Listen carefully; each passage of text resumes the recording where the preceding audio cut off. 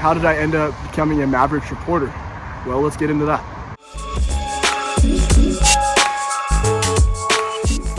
It is raining here in Dallas right now, as you can tell. It's a beautiful day though. Today is an off day for me, and I wanted to just address something I've been getting asked a lot. So over the past couple weeks, I've gotten a lot of messages just about how I got into sports media. And instead of just typing out some long response in the messages, I wanted to just share my story on here. So that's what we're going to be doing today. My first year of college was 2016, and I went in as a business major. But after, let's just say, struggling with accounting for a couple of years, I realized that wasn't for me. So I asked some people their opinions on it, and some people gave me positive feedback, some people gave me negative feedback. But the idea of journalism came to fruition, and before I knew it, I was trying out the journalism thing. Again, some people didn't love the idea, but I was trusting in God with my decision, and that's the route that I went in. So making that decision to switch was difficult, and I just felt I'd always wanted to work in sports, and the dream of being a pro baseball or basketball player had passed away after high school, so I decided to go all in with sports media. So I had 2 years to do all my journalism classes, and I got that done because most of my GEs were already done. Then I graduated in the middle of a pandemic. Spring semester, we all got sent home, and I'll tell you, finding sports work when there's a pandemic and there's no sports going on is quite difficult. And there were a couple times that I thought about quitting. I mean, I almost went into real estate, almost went into insurance, but in the end, I just felt like God was telling me to stick with it.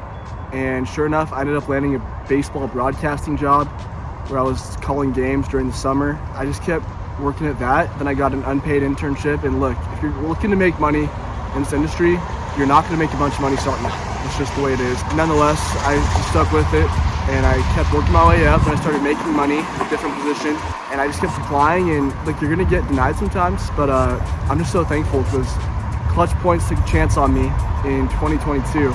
They've been incredible, man. Like, I love Clutch Points, and I became an associate editor and a writer, and that was awesome. But you're probably all wondering, how did I end up becoming a Mavericks reporter? Well, let's get into that.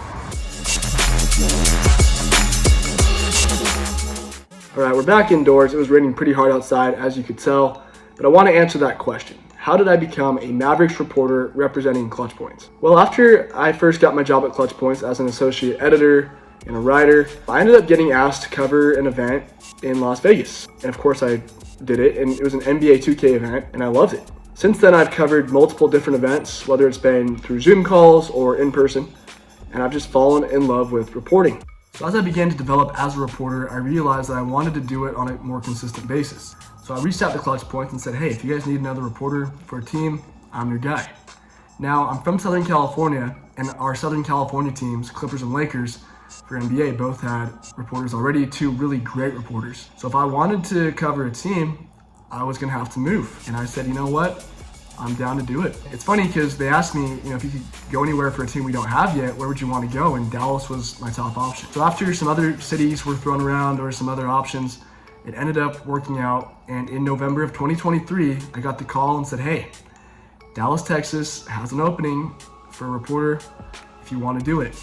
And obviously it's a big decision, big move. I prayed about it a lot, talked to family, and I said yes. Made the move to Dallas, Texas, where I'm at now. Now I cover the Mavs, and it's been really an adventure, quite the journey, and I'm just so thankful to be here, and I'm really excited to see what happens moving forward. Last thing I wanted to do was just give some advice, because I've been contacted a lot recently, especially about how to get into sports media. Now, I'm not the most experienced sports media personality. I'm not claiming to be. This is just what I've learned through my time in the industry. The first thing is you can't give up. And that might seem generic, but it's so true. For me, man, I graduated in the middle of the pandemic. There was no sports, and it would have been easy to just pursue something else, but I stuck with it, grinded, and I can't give myself all the credit, man. It really was just trusting in God. I'm not here to preach, but that's just what it came down to. Secondly, you gotta be willing to work really hard. This isn't your typical 9 to 5. There's gonna be nights where you're out till 1 a.m. The media availability after the game can go late. You're gonna be working hard. There's gonna be early mornings sometimes, man. Like, it's just the way it is. You gotta be willing to put in that work and work as hard as you can. And the final thing is just take what you get. Opportunities are huge. Experience is pivotal in this industry.